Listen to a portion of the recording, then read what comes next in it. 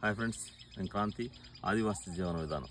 ప్రస్తుతం మనం ఈరోజు ఆయుర్వేదిక్ మొక్క, రెండు మొక్కలు కలిసి ఉన్నాయి అన్నమాట. ఒకటి తెల్లీశ్వర్ చెట్టు, ఇంకొకటి వెలుతురు చెట్టు.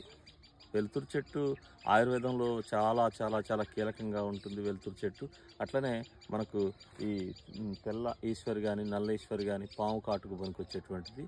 ఇక్కడ మనల్ని ఆకర్షించింది ఏంటి అని అంటే వెలుతురు చెట్టు. ముఖ్యంగా వెలుతురు చెట్టు పూలు అద్భుతంగా ఉన్నాయి అన్నమాట. రియల్గా ఇవి రాత్రిలు కూడా అంటే కొంచెం వెలుతురుగా కనబడతాయి అనేటువంటిది అన్నారు, లేక నేనైతే చూడలేదు. దానికి అందుకనే ఆ పేరు వచ్చిందన్నారు.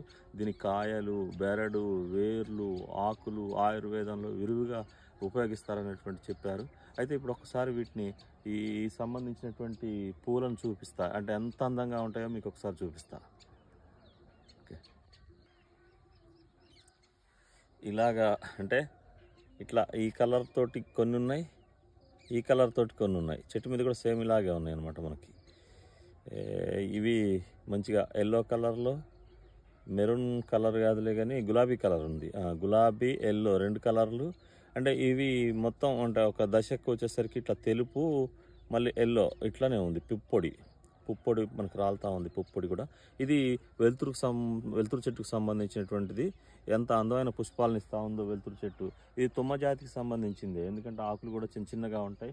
అట్లనే మనకు ఈశ్వర్ చెట్టు అనమాట. ఇది తెల్ల ఈశ్వర్ చెట్టు, పాము కాటుకు పనికొస్తుంది అనమాట. ఇది తెల్ల ఈశ్వర్ చెట్టు. ఈ కాయలు కూడా చూడండి ఎట్లా డిఫరెంట్గా ఉన్నాయి.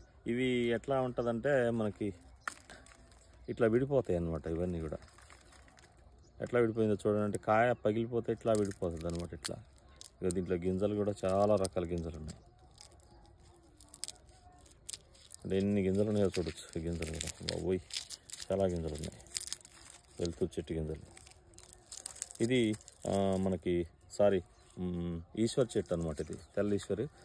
పాము కాటుకు సంబంధించి పూర్తిగా దీని వేర్లను కనుక మనం ఇవ్వగలిగితే పేషెంట్కి, పాము కాటుకి ఏ పాము అయినా సరే ఇవ్వగలిగితే వెంటనే కోలుకునేటువంటి ఆయుర్వేదక మొక్క ఇది తెల్ల ఈశ్వర్ చెట్టు. ఇది తెల్ల ఈశ్వర్ కాయలకు సంబంధించింది. ఎవరో మొత్తానికైతే తీగను తెంపేశారు, ఇది ఎండిపోయింది.